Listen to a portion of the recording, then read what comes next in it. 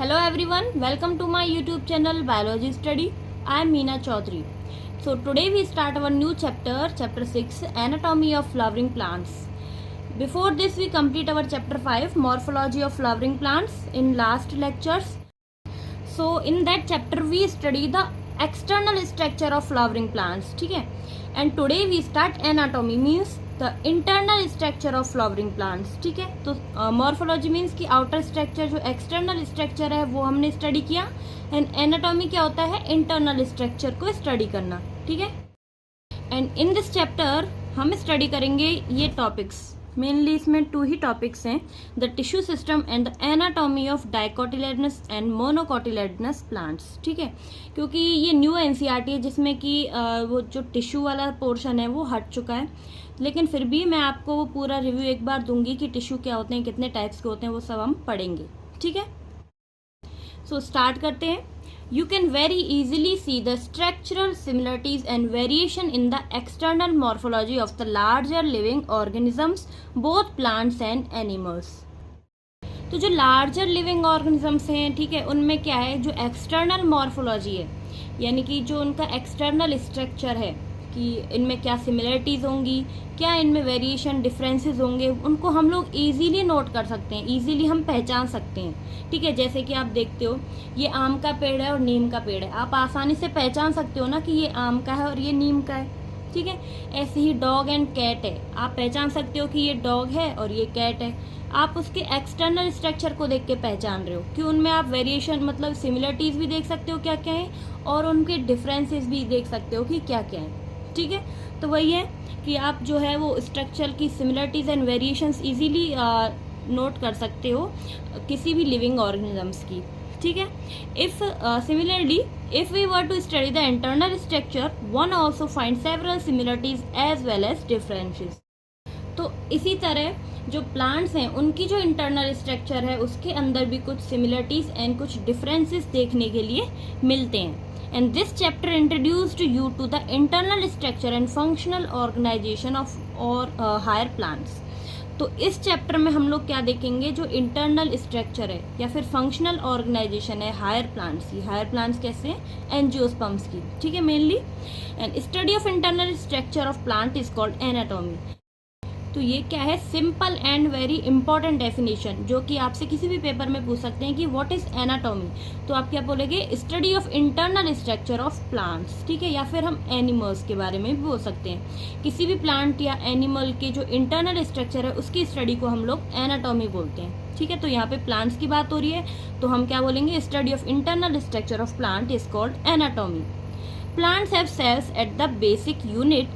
Cells are organized into tissue and in turn the tissue are organized into organs. तो plants में सबसे basic unit क्या होती है, सेल, ठीक है। हम जानते हैं कि सेल क्या होता है, it is the structural and functional unit of the animal या फिर प्लांट। तो सबसे बेसिक यानी कि सबसे छोटी यूनिट है सेल। सेल ऑर्गेनाइज्ड होके क्या बनाती है, टिश्यू, ठीक है। ये सेल्स हैं वो आपस में ग्रुप में या फिर ऑर्गेनाइज होने के बाद एक टिश्यू बनाएंगी, एंड जो टिश्यू है वो आप बाद में क्या बनाएगा, ऑर्गन, ठीक है। तो ये प्लांट्स में पाया जाता है। लेकिन एनिमल्स में क्या होता है, सेल ऑर्गेनाइज होकर टिश्यू बनाते हैं, टिश्यू ऑर्गेनाइज होकर ऑर्गन्स बनाते हैं, एंड ऑर्गन्स क्या बनाती हैं, ऑर्गन सिस्टम। लेकिन हम देखते हैं ज़्यादातर जो प्लांट्स हैं ना उनमें सिर्फ ऑर्गन लेवल तक ही जो ऑर्गेनाइजेशन है वो पाया जाता है, ठीक है। जैसे कि हाईएस्ट लेवल ऑफ ऑर्गेनाइजेशन क्या हो गया प्लांट्स में, ऑर्गन। लेकिन highest level of organisation in animals क्या है, ऑर्गन सिस्टम, जैसे कि रेस्पिरेटरी सिस्टम, डाइजेस्टिव सिस्टम, ठीक है। तो इसी तरह प्लांट्स में क्या पाया जाता है, ऑर्गन लेवल ऑफ ऑर्गेनाइजेशन, ठीक है, highest level. Different organs in plant show differences in their internal structure. Within angiosperm, the monocot and the dicot are also seen to be anatomically different. Internal structure are also show adaptation to diverse environments. तो अब जो ये plants हैं उनकी जो different organs होती हैं वो डिफरेंसेस शो करते हैं, ठीक है। जैसे कि रूट हैं, स्टेम हैं, लीव्स हैं, इनमें डिफरेंसेस होते हैं, ठीक है। क्योंकि अब जैसे रूट है, रूट क्या करती है, जो मिनरल्स हैं उनको एब्जॉर्ब करती है सॉइल से, ठीक है। लीफ क्या करेंगी, फोटोसिंथेटिक ऑर्गन है तो ये फोटोसिंथेसिस करेंगी। स्टेम क्या है, सपोर्टिंग ऑर्गन्स है तो ये सपोर्ट प्रोवाइड करेंगे। एंड साथ में ही ये क्या है, जो इन्वायरमेंट है उसके प्रति एडेप्टेशन शो करते हैं। ये अपने इंटरनल स्ट्रक्चर्स में कुछ चेंजेस कर लेंगे ताकि ये अपने इन्वायरमेंट में अपने आप को एडेप्ट कर सकें। ठीक है, अब इनके जो एंजियोस्पर्म है उनमें जो मोनोकॉट एंड डाइकॉट स्टेम्स हैं, उनके जो वॉस्कुलर बॉडीज होती हैं वो अलग अलग होती हैं। ठीक है, इनमें जो मोनोकॉट एंड डाइकॉट स्टेम है इनमें कुछ सिमिलरिटीज भी पाए जाते हैं, कुछ डिफरेंसेस भी पाए जाते हैं। ठीक है, तो अब जैसे सिमिलरिटीज देखते हैं, मोनोकॉट एंड डाइकॉट स्टेम में क्या सिमिलरिटीज है कि इनके जो जाइलम एंड फ्लोएम है दोनों में ही प्रेजेंट होते हैं। ठीक है, जाइलम फ्लोएम मोनोकॉट में भी पाए जाते हैं एंड डाइकॉट में भी पाए जाते हैं। ठीक है, जो वस्कुलर बंडल्स हैं वो जो मोनोकॉट हैं उनमें स्कैटर्ड फॉर्म में पाए जाते हैं, लेकिन डाइकॉट में ये अरेंज होते हैं। ठीक है, ये क्या हो गया, इनमें डिफरेंस हो गए, डिसिमिलरिटीज हो गई। ऐसे ही जो मोनोकॉट हैं उनमें क्या है, कैम्बियम नहीं पाई जाती, लेकिन डाइकॉट में कैम्बियम प्रेजेंट होती है। ये क्या है, डिसिमिलरिटीज। तो यहाँ पे हमने देखा जैसे मोनोकॉट एंड डाइकॉट है उनमें कुछ सिमिलरिटीज भी पाई जाती हैं एंड कुछ डिसिमिलरिटीज भी पाई जाती है उनके एनाटॉमिकल स्ट्रक्चर में। ठीक है, जैसे जाइलम एंड फ्लोएम प्रेजेंट है, दोनों में ही प्रेजेंट है मोनोकॉट एंड डाइकॉट में। एंड जो वस्कुलर बंडल है मोनोकॉट में स्कैटर्ड होते हैं, डाइकॉट में अरेंज्ड होते हैं। कैम्बियम प्रेजेंट नहीं होती है मोनोकॉट में, लेकिन कैम्बियम डाइकॉट में प्रेजेंट होती है। तो यहाँ पे यही है कि कुछ जो एनाटॉमिकल स्ट्रक्चर है फ्लावरिंग प्लांट्स में उनमें क्या होता है, कुछ सिमिलरिटीज भी प्रेजेंट होती हैं एंड कुछ डिसिमिलरिटीज भी प्रेजेंट होती है। एंड ये जो इंटरनल स्ट्रक्चर है इनके, ये अडेप्टेशन भी शो करते हैं अपने एनवायरमेंट के अकॉर्डिंग। ठीक है, जैसा एनवायरनमेंट होगा उसी तरह ही अपने जो स्ट्रक्चर है उसमें चेंजेस कर लेंगे और अपने आप को उस एनवायरनमेंट में अडेप्ट कर लेंगे। ठीक है, तो अब हमारा जो टॉपिक है वो है द टिश्यू सिस्टम। लेकिन टिश्यू सिस्टम पे जाने से पहले हम पढ़ेंगे द टिश्यू। जो टिश्यू हैं वो कितने टाइप्स के होते हैं, उनके फंक्शंस क्या होते हैं, वो हम पहले देख लेते हैं। तो सबसे पहले हम डेफिनेशन देखेंगे कि टिश्यू क्या होते हैं। तो टिश्यू क्या होते हैं, group of cell with common origin and function. ठीक है, ऐसे ग्रुप ऑफ सेल्स जिनका ओरिजिन एक ही जगह से हुआ हो। ठीक है, और वो सेम फंक्शन शो करते हैं। ठीक है, इनकी एक ही टाइप की सेल से वो ओरिजिनेट हुए हों एंड जिनके फंक्शन कैसे हों सिमिलर, उनको हम लोग बोलते हैं टिश्यू। ठीक है, अब जो टिश्यू है वो दो टाइप्स के हैं mainly, meristematic tissue and permanent tissue. Meristematic tissue क्या होते हैं, डिवाइडिंग सेल्स होती हैं एंड परमानेंट टिश्यू जो होते हैं वो डिफरेंशिएशन शो करते हैं, यानी कि इनमें जो डिवीजन है वो स्टॉप हो जाती है। तो मेरिस्टेमेटिक टिश्यू क्या होते हैं, लगातार डिवीजन करते हैं। ठीक है, यानी कि लगातार ये जो सेल्स हैं वो डिवाइड करती रहती हैं। और ये जो सेल्स हैं मेरिस्टेमेटिक सेल्स हैं, जब ये दो में डिवाइड होती हैं ना, तो एक जो है वो क्या बना लेगी, परमानेंट टिश्यू, और दूसरी रीजनरेट होकर वापस से क्या बना लेगी, मेरिस्टेमेटिक सेल बना लेगी। ठीक है, यानी कि ये अपने जो डिवाइडिंग कैपेसिटी है उसको खो नहीं सकती है, इसीलिए एक तो परमानेंट सेल बन जाएगी और दूसरी क्या है, वापस से मेरिस्टेमेटिक सेल बन जाएगी और दोबारा से डिवीजन करेगी। ठीक है, तो ये होती है मेरिस्टेमेटिक एंड परमानेंट टिश्यूज। जो मेरिस्टेमेटिक टिश्यू हैं उनके फीचर्स क्या हैं, ये स्मॉल साइज की होती हैं ताकि डिवीजन करना ईजिली हो। ठीक है, ये कैसी होती हैं, इनका जो साइटोप्लाज्म है वो डेंस होता है। ठीक है, इसमें प्लाज्मोडेस्माटा पाए जाते हैं बहुत सारे, वैक्यूल्स इसमें एब्सेंट होते हैं। ठीक है, एंड सेल वॉल कैसी होती है, प्राइमरी। ठीक है, प्राइमरी सेल वॉल प्रेजेंट होती है ताकि ये इजीली डिवाइड कर सकें। तो अगर जो सेल वॉल है वो कैसी होनी चाहिए, थिन एंड प्राइमरी। अगर सेल वॉल रिजिड होगी तो इनमें जो डिवीजन कैपेसिटी है वो लूज हो जाएगी ना, वो डिवाइड नहीं कर पाएंगे अगर सेल वॉल रिजिड होगी। तो इसलिए जो सेल वॉल है वो कैसी होनी चाहिए, thin and primary cell wall. ठीक है, अब जो मेरिस्टेमेटिक टिश्यू हैं वो भी on the basis of location and origin, वो कितने टाइप्स के हैं, जैसे कि लोकेशन के अकॉर्डिंग देखें तो ये जो मेरिस्टेमेटिक टिश्यूज हैं वो 3 टाइप्स के हैं, एपिकल, इंटरकैलरी एंड लैटरल या फिर सिलेंड्रिकल। एंड जो परमानेंट टिश्यू हैं उनमें जो डिवीजन कैपेसिटी है वो खत्म हो जाती है, यानी कि they lose their ability to divide. ठीक है, तो ये क्या बनाएंगे, कॉर्टेक्स। ठीक है, इनमें क्या है, डिफरेंशिएशन शो करते हैं, ये कोई फंक्शन करने लगते हैं, यानी कि ये इनमें जो डिवीजन है वो नहीं होता है, तो ये क्या करेंगे, कोई काम करने लगते हैं, ये कोई अपना फंक्शन पकड़ लेंगे फिर उसी को शो करेंगे। ठीक है, तो ये क्या होते हैं, एक मेरिस्टेमेटिक टिश्यू की डिवीजन से ही बनेंगे, लेकिन इनमें डिफरेंशिएशन हो जाएगा, ये अपने जो फंक्शन है या फिर वर्क है वो करने लग जाएंगे। ठीक है, तो अब जो मेरिस्टेमेटिक टिश्यू है वो कितने टाइप्स के होते हैं, on the basis of location and origin. जो टाइप्स ऑफ मेरिस्टेम है वो क्या है, लोकेशन के अकॉर्डिंग देखें तो apical meristem, intercalary meristem and lateral या फिर सिलेंड्रिकल मेरिस्टेम। एपिकल मेरिस्टेम कौन से होते हैं? जो कि एपेक्स पार्ट पे पाए जाएं, जैसे कि root apical meristem and shoot apical meristem, यानी कि जो रूट की एपेक्स पे पाए जाते हैं वो क्या होते हैं? Root apical meristem and shoot apical meristem, जो कि शूट के जो एपेक्स पार्ट है वहां पे पाए जाएं।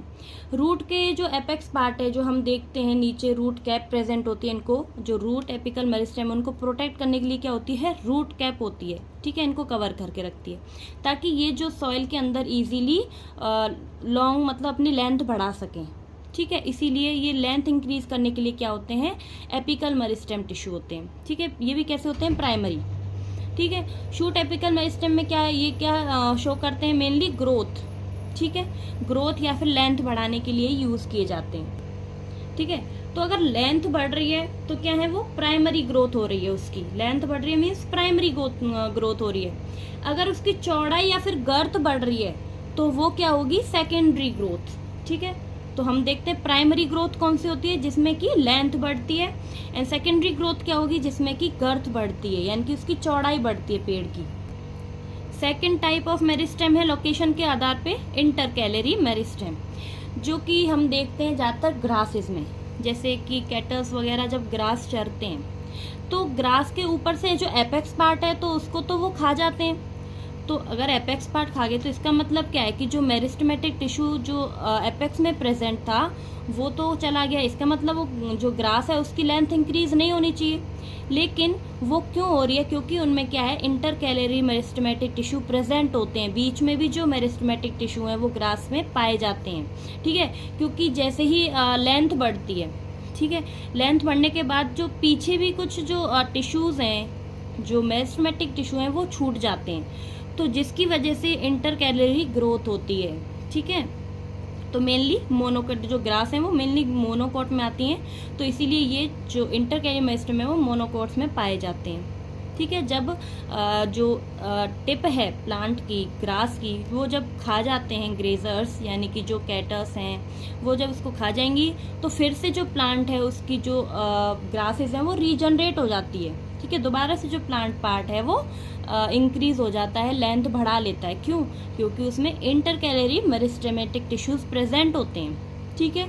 तो ये हो गया types of meristem, intercalary type of meristematic tissue. Then है लेटरल या फिर सिलेंड्रिकल बोलते हैं, क्योंकि ये चौड़ाई बढ़ाते हैं। तो सिलेंडर फॉर्म में ही जैसे इनकी चौड़ाई बढ़ेगी तो ये सिलेंड्रिकल फॉर्म में बढ़ रही है ना, ठीक है।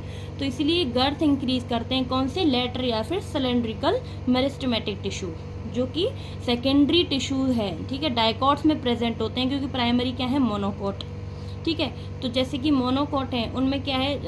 ये स्टार्टिंग में प्रेजेंट होते हैं, ठीक है, लेकिन सेकेंडरी क्या है? डिफरेंशिएट करने लगते हैं, तो डिफरेंशिएट में इनमें चौड़ाई बढ़ती है, ठीक है। तो ये जो है वो मैच्योर रीजन में पाए जाते हैं, लेटरल या फिर cylindrical meristematic tissue.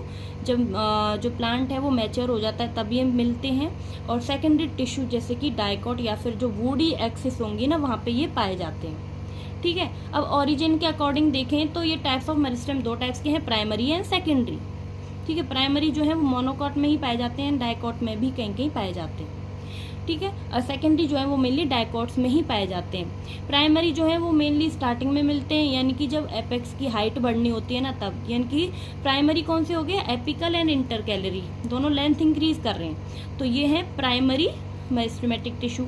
Secondary meristematic tissue कौन से हो गए? जो कि परमानेंट सेल्स होती हैं, यानी कि जो गर्थ इंक्रीज करते हैं, ठीक है। इनमें आ जाते हैं जैसे इंटरफेसिकुलर वस्कुलर कैम्बियम या फिर कॉर्क कैम्बियम, ये इनके बनते हैं, ठीक है। तो ये हो गया ओरिजिन के according primary and secondary meristematic tissue. अब दूसरे हैं परमानेंट सेल्स, यानी कि परमानेंट टिश्यूज। तो वो जो हैं वो भी कितने टाइप्स के होते हैं? दो टाइप्स के, simple permanent tissue and complex permanent tissue. Simple permanent tissue में क्या होता है? मेनली होमोजेनस सेल्स प्रेजेंट होती हैं, यानी कि एक ही टाइप की सेल्स प्रेजेंट होती हैं इनमें, ठीक है। लेकिन कॉम्प्लेक्स परमानेंट टिश्यूज में क्या होता है? More than one type of cell पाई जाती हैं, यानी कि हेट्रोजीनस होती हैं ये, ठीक है। तो एक ही जो सिंपल परमानेंट टिश्यू है जिसमें क्या क्या आते हैं? पैरेन्काइमा, कोलनकाइमा एंड स्क्लेरेन्काइमा, ये क्या है? Simple permanent tissue. And complex permanent tissues कौन कौन से हैं? Xylem and phloem. तो यहाँ पे सिंपल परमानेंट टिश्यू क्या होगे? कि जिनमें सारे के सारे सेल्स एक जैसे दिखाई देते हैं, यानी कि होमोजीनस हो, ठीक है, यानी कि एक सेल अगर गोल है तो बाकी सेल्स भी कैसी होंगी, गोल। एक ट्यूबुलर है तो बाकी भी कैसी होंगी, ट्यूबुलर। ठीक है, तो ऐसे ही पैरेन्काइमा है तो इनमें एक ही टाइप की सेल्स पाई जाएंगी। पैरेन्काइमा जैसे ओवल सेल है तो ओवल ही पाई जाएगी। ठीक है, कोलनकाइमा है जैसे ओवल है तो ओवल ही पाई जाएगी। ठीक है, तो ये मतलब है कि जो पैरेन्काइमा, कोलनकाइमा, स्क्लेरेन्काइमा है, इनमें एक ही टाइप की सेल पाई जाएगी। पूरे पैरेन्काइमा में जितनी भी पैरेन्काइमा टिश्यू है उनमें एक ही सेल्स होगी, कोलनकाइमा में एक ही टाइप की सेल होंगी, स्क्लेरेन्काइमा में भी एक ही टाइप की सेल होंगी। लेकिन कॉम्प्लेक्स परमानेंट टिश्यू जो जाइलम एंड फ्लोएम है उनमें हम देखते हैं कि 4 टाइप्स की सेल प्रेजेंट होती हैं। ठीक है, 4 टाइप्स की कौन कौन सी, जैसे कि जाइलम पैरेन्काइमा, जाइलम फाइबर, ठीक है, ट्रैकेट्स, वेसल्स। इनकी जो डिफरेंसेस होते हैं वो मतलब इनकी जो सेल का जो स्ट्रक्चर होता है वो क्या होता है, अलग अलग। ठीक है, जैसे कि जाइलम में 4 अलग टाइप की सेल्स होगी। जो फाइबर है, जाइलम फाइबर है, उनमें वो कैसी सेल होंगी, पतली लंबी, ठीक है, एक थ्रेड लाइक होंगी। या फिर जो ट्रैकेट्स हैं वो कैसे होंगे, ट्यूब लाइक सेल्स होंगी, यानी कि ट्यूब लाइक शेप होगी उनकी। तो ऐसे इनकी जो शेप होती हैं वो अलग अलग होती हैं, इसलिए इनको बोलते हैं हेट्रोजीनस। ठीक है, एंड ये सिंपल परमानेंट कैसे होते हैं, होमोजीनस। कॉम्प्लेक्स परमानेंट टिश्यू कैसे होते हैं, हेट्रोजीनस। ठीक है, तो हम मोटा मोटा देख लेते हैं कि जो पैरेन्काइमा, कोलनकाइमा एंड जो स्क्लेरेन्काइमा टिश्यूज हैं उनके बारे में। ठीक है, तो जो पैरेन्काइमा है ना वो मोस्टली एबेडेंट टिश्यूज हैं जो कि ज्यादातर पाए जाते हैं, यानी कि सबसे ज्यादा फॉर्म में कौन पाए जाते हैं, पैरेन्काइमा टिश्यूज। ठीक है, सबसे ज्यादा मिलते हैं ये जो है इनके मेन 3 रोल है। ठीक है, जिसको हम लोग बोल सकते हैं S3, यानी कि सिंथेसिस, सिक्रेशन एंड स्टोरेज। ये इनका मेन फंक्शन होता है पैरेन्काइमा टिश्यूज का। ठीक है, यानी कि ये फोटोसिंथेसिस करके खाना बनाते हैं, फिर उसको क्या करेंगे, ये सिक्रेट करेंगे। ठीक है, और उसके बाद इसको स्टोरेज कर लेंगे। ठीक है, ये इसका मेन काम है। ये जो पैरेन्काइमा है इनमें क्या होता है, जो सेलुलोज की डिपोजिशन होती है वो एब्सेंट ही होती है, लगभग इनमें बहुत कम या फिर बहुत कम मात्रा में पाई जाती है। ठीक है, क्योंकि ये कैसे होते हैं, सिंथेसाइज फॉर्म में, ये खाना बनाने में मेन रोल प्ले करते हैं। सेकंड जो सिंपल परमानेंट टिश्यू है वो कौन से हैं, कोलेनकाइमा। ठीक है, ये जो है वो रूट एंड मोनोकॉट में क्या है, एब्सेंट होते हैं। ठीक है, क्योंकि ये कहाँ पे पाए जाते हैं, यंग स्टेम में या फिर यंग लीफ में। जैसे कि पेटियोल देखा ना आपने लीफ का, तो पेटियोल जो है वो क्या करता है, सपोर्ट प्रोवाइड करता है लीफ को। ठीक है, वो कैसा होता है, थोड़ा रिजिड होता है। ठीक है, क्योंकि वो उसकी जो आउटर सरफेस है ना पेटियोल का, वो कैसा होता है, हार्ड होता है। तो इसीलिए वो जो पेटियोल है उसको, मतलब जो लीफ है उसको झुलाने का काम करता है, यानी कि उसको लहराता है ना ये, तो उसको टूटने से बचाता है। कौन, कोलेनकाइमा। इसीलिए जो कोलेनकाइमा है ना वो सिर्फ कहाँ पे पाया जाएगा, young stem and young leaf में, यानी कि पेटियोल्स में। ठीक है, और इनमें जो है वो क्लोरोप्लास्ट प्रेजेंट होता है, यानी कि इनका जो मेन फंक्शन होता है, रोल होता है, वो क्या होता है, मैकेनिकल एंड फोटोसिंथेसिस। मैकेनिकल यानी कि सपोर्ट प्रोवाइड करते हैं लीफ को। ठीक है, और क्या करते हैं, फोटोसिंथेसिस करते हैं, फ्लेक्सिबिलिटी प्रोवाइड करते हैं। तो ये काम क्या है, कोलेनकाइमा का। ठीक है, थर्ड क्या है, simple permanent tissue, sclerenchyma. Sclerenchyma क्या है, डेड सेल्स हैं। ठीक है, इनमें जो है वो लिग्निन की डिपोजिशन पाई जाती है, यानी कि जो ये सेल है ये इस तरह की सेल होती है, कोने से पतली होती है और बीच में कैसी होती है, थोड़ी मोटी। ठीक है, तो इनकी जो ये आउटर लेयर है ना उसमें लिग्निन डिपोजिट रहता है। ठीक है, तो इसीलिए ये डेड सेल्स हैं। ओके, तो ये कैसे होती है, फाइब्रस एंड स्क्लेरिड। स्क्लेरिड क्यों, क्योंकि इनमें लिग्निन पाया जा रहा है। ठीक है, और इनकी जो ये लिग्निन है इनके बीच बीच में ना कुछ पिट्स भी प्रेजेंट होती हैं। पिट्स क्या होती हैं, छोटे छोटे कैनाल पोर्स। ठीक है, वो प्रेजेंट होते हैं जहाँ पे कि लिग्निन एब्सेंट होता है। जो लिग्निन है वो कहाँ पे एब्सेंट होगा, सिर्फ जो पोर्स वाली जगह है जहाँ पे पिट होती है ना वहाँ पे एब्सेंट होता है। किसके अंदर, स्क्लेरेन्काइमा टिश्यूज के अंदर। तो इसीलिए कैसे होते हैं, डेड होते हैं, क्योंकि इनमें लिग्निन डिपोजिट रहता है। और लिग्निन अगर डिपोजिट रहेगा तो उससे जो पानी खाना है वो मूव नहीं कर पाएगा ना, तो उसको इसीलिए वो डेड सेल्स हैं। ठीक है, अब कॉम्प्लेक्स जो परमानेंट टिश्यू है इनकी जाइलम एंड फ्लोएम, मेनली वो 4 टाइप्स के हैं। ठीक है, उनमें xylem parenchyma and xylem fibre, उसी तरह phloem parenchyma and phloem fibre. ये तो दोनों सिमिलर हैं जाइलम एंड फ्लोएम में। कौन कौन से, xylem parenchyma and phloem parenchyma, xylem fibre and phloem fibre. ठीक है, जो 2 चीज अलग है वो क्या है, जो जाइलम है उनमें पाए जाते हैं वेसल्स एंड ट्रैकेट्स। ठीक है। तो ये जो है ना वो मेन कंपोनेंट है वाटर कंडक्शन के लिए। जो वाटर है उसके कंडक्शन कौन करता है? Mainly vessels and tracheids. ठीक है। फ्लोएम में क्या पाई जाएंगी? तीसरी कंपेनियन सेल और चौथी कौन सी है? Sieve tube. ठीक है। तो जो फ्लोएम पैरेन्काइमा है वो क्या करती है? स्टोरेज करती है। ठीक है। एंड जाइलम पैरेन्काइमा क्या है? लिविंग सेल है। तो जो जाइलम है ना उसमें क्या है? 3 जो है वो डेड सेल हैं। ठीक है। जो मतलब मैच्योरिटी पे डेड हो जाती हैं, प्राइमरी में वो डेड नहीं रहती हैं। ठीक है। तो जो जाइलम पैरेन्काइमा है वो सिर्फ लिविंग रहती है, एंड जो जाइलम फाइबर है, वेसल्स हैं, ट्रैकेट्स हैं, जब मैच्योर हो जाती हैं सेल्स तो वो डेड हो जाती हैं। ठीक है। और जो जाइलम है वो क्या करता है? मैकेनिकल रोल प्ले करते हैं। ठीक है। तो इनका रोल क्या है? Conduction of water and mineral. ठीक है। एंड मैकेनिकल सपोर्ट प्रोवाइड करने का काम है इनका। जिम्नोस्पर्म्स में जो वेसल्स हैं वो एब्सेंट रहती हैं। ठीक है। जैसा कि हमने देखते हैं ना जो वेसल्स हैं, इसका मतलब सिर्फ जो एंजियोस्पर्म है उनमें ही प्रेजेंट होंगी। ठीक है। तो इसीलिए जिम्नोस्पर्म में जो ट्रैकेट्स हैं वो क्या करती है? मेन कंडक्शन का काम करती है, क्योंकि उनमें वेसल्स नहीं पाई जाती हैं। उसी तरह जो फ्लोएम है, फ्लोएम का काम क्या है? Transport of food. ठीक है। एंड जो मिनरल्स एंड हार्मोन्स हैं उनका भी ट्रांसपोर्ट कौन करता है? फ्लोएम करता है। फ्लोएम में क्या है? एक ही सेल डेड है, वो कौन सी है? Phloem fibre. ठीक है। उसमें जो जिम्नोस्पर्म है उनमें जो कंपेनियन सेल एंड ट्यूब्स, जो सीव ट्यूब है ना, वो लोअर फॉर्म में पाई जाती हैं, यानी कि ये कम्प्लीटली नहीं पाई जाती हैं जिम्नोस्पर्म में। जिम्नोस्पर्म में क्या होता है? जो कंपेनियन सेल है उनकी जगह एल्बुमिनस सेल प्रेजेंट होती है, सीव ट्यूब की जगह सीव सेल्स प्रेजेंट होती हैं। ये चीज याद रखनी है। ठीक है। क्योंकि जिम्नोस्पर्म में क्या है? एल्बुमिनस सेल्स या फिर सीव सेल्स प्रेजेंट है, लेकिन sieve tube and companion cells present नहीं है। ये सिर्फ जिम्नोस्पर्म एंजियोस्पर्म में ही प्रेजेंट होती है। ठीक है। तो यहाँ पे ये हमने पढ़ लिया मोटा मोटा पूरा टिश्यूज के बारे में कि 2 टाइप्स के टिश्यू हैं, meristematic and permanent. Meristematic tissue भी कितने टाइप्स के हो गए? 2 टाइप्स के, लोकेशन के according and on the basis of origin. Location में जैसे apical meristem, intercalary meristem and cylindrical meristem. और ओरिजिन के अकॉर्डिंग कौन से होंगे? Primary and secondary meristem. Permanent tissue भी 2 टाइप्स के हैं, simple permanent tissue and complex permanent tissue. Simple में क्या जाते हैं? Parenchyma, collenchyma, sclerenchyma. कॉम्प्लेक्स में क्या है? Xylem and phloem. सिंपल में क्या है? होमोजेनस सेल्स मतलब ये जो सेल जैसे पैरेन्काइमा टिश्यूज हैं वो एक ही टाइप की सेल से बनेंगे, लेकिन जाइलम एंड फ्लोएम में क्या है? हेट्रोजिनस सेल्स प्रेजेंट होती हैं। जैसे जाइलम में भी 4 टाइप्स की सेल्स हैं एंड फ्लोएम में भी 4 टाइप्स की सेल्स हैं। ठीक है। तो यहाँ तक ये हमने पढ़ लिया। अब हम स्टार्ट करेंगे हमारी एनसीईआरटी से 6.1 the tissue system. We were discussing types of tissues based on the types of cells present. ठीक है। तो हमने क्या देखा कि टाइप्स ऑफ टिश्यूज किसके अकॉर्डिंग? जो सेल्स प्रेजेंट होती हैं उनके अकॉर्डिंग। जैसे कि जो सिंपल टिश्यूज थे वो सिंगल टाइप ऑफ सेल से बने थे, कॉम्प्लेक्स टिश्यू थे वो डिफरेंट टाइप्स की सेल्स से बने हुए थे। ठीक है। ये सब हमने देख लिया। Let us now considered how tissues were depending on their location in the plant body.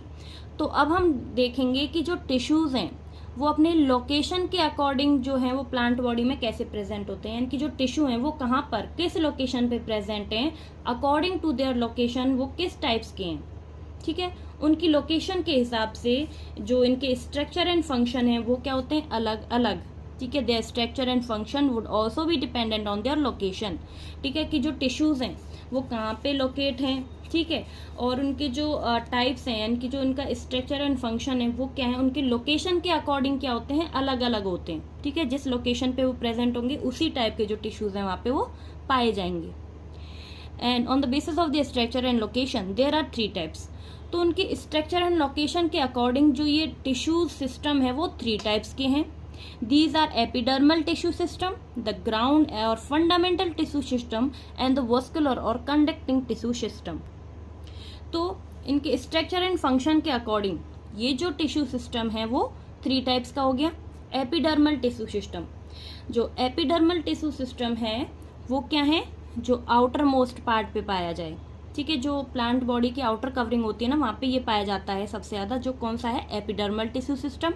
Second कौन सा है? ग्राउंड और फंडामेंटल टिश्यू सिस्टम। इसको फंडामेंटल टिश्यू सिस्टम क्यों कह रहे हैं? क्योंकि जो प्लांट बॉडी का मेजर पार्ट होता है ना, ठीक है, वो किससे बना होता है? ग्राउंड टिश्यू से। यानी कि जैसे हमने सिंपल टिश्यू का देखा था ना, जो पैरेन्काइमा है वो ज़्यादातर अबेंडेंट पार्ट में पाया जाता है, यानी कि मेजरली जो है वो पैरेन्काइमा टिश्यू पाया जाता है। उसी तरह जो टिश्यू सिस्टम है उसमें कौन सा होता है, ग्राउंड टिश्यू सिस्टम, ठीक है। एंड थर्ड है वस्कुलर और कंडक्टिंग टिश्यू सिस्टम, ठीक है। तो हम स्टार्ट करेंगे epidermal tissue system next video में। आज के लिए इतना ही, ठीक है। तो अगर आपको वीडियो अच्छी लगी हो, समझ आई हो, तो प्लीज़ को लाइक करें, चैनल को सब्सक्राइब करें। कोई भी डाउट हो तो मुझे कमेंट बॉक्स में ज़रूर बताएं। मिलते हैं हम नेक्स्ट वीडियो में, तब तक के लिए bye bye, take care, thank you.